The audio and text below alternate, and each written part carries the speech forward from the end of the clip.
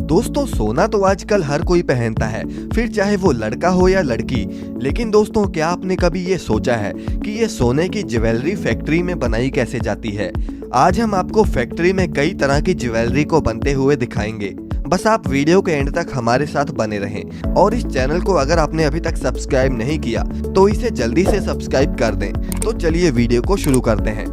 दोस्तों चलिए सबसे पहले जानते हैं कि सोने के कंगन कैसे बनाए जाते हैं। दोस्तों इसके लिए सबसे पहले प्रोसेस में कच्चे सोने को या फिर पुराने सोने को एक भट्टी में डालकर पिघलाया जाता है और फिर पिघले हुए सोने के लिक्विड को एक लोहे के फ्रेम में डालकर इसे एक पत्ती का आकार दे दिया जाता है। अब इसके बाद इस सोने की पत्ती को हथौड़े से पीटकर पतला किया जाता है और उसे रोलर मशीन की मदद से भी दबाया जाता है, जिससे ये पत्ती और भी ज्यादा पतली और लंबी हो जाती है। अब उस पत्ती के दो टुकड़े कर लिए जाते हैं और दोनों ही पत्तियों को रोलर मशीन में डालकर और भी पतला और लंबा कर लिया जाता है। अब इसके अगले प्रोसेस में इनके दोनों सिरों को आग से गर्म करके जोड़ दिया जाता है और इसके बाद इन कंगन को गोल आकार के फ्रेम में डालकर गोल शेप दी जाती है और फिर कंगन के जॉइंट्स को और भी ज्यादा घिसा जाता है ताकि जॉइंट का पता ना लगे। अब इसके बाद इन कंगन पर आग का प्रेशर मार के और एक केमिकल मशीन में घुमाकर इन कंगनों को चमकदार बनाया जाता है। अब इसके बाद बारी आती है इन प्लेन कंगन पर डिजाइन बनाने की। दोस्तों कंगन पर डिजाइन बनाने के लिए CNC मशीन की मदद ली जाती है। ये मशीन किसी भी कंगन पर एक खूबसूरत डिजाइन बनाने की काबिलियत रखती है। अब डिजाइन बनाने के लिए कंगन पर पहले प्रोग्रामिंग सेट करी जाती है और ये मशीन उस प्रोग्राम के हिसाब से अलग अलग डिजाइन बनाती चली जाती है। अब आइए दोस्तों हम जानते हैं कि सोने की चेन्स को कारीगर बनाते कैसे हैं।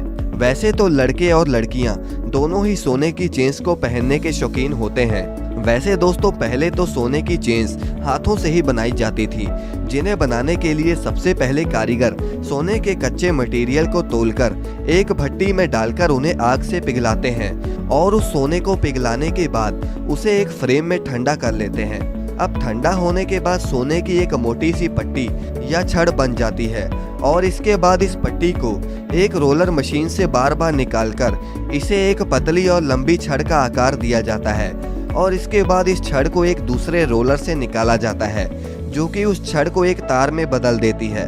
अब इसके बाद इस सोने की तार को एक लोहे की छड़ पर गोल गोल लपेट दिया जाता है और ऐसे ही ये सोना एक स्प्रिंग का रूप ले लेता है और बाद में उस सोने के स्प्रिंग को एक मशीन की मदद से छोटे छोटे टुकड़ों में काट लिया जाता है।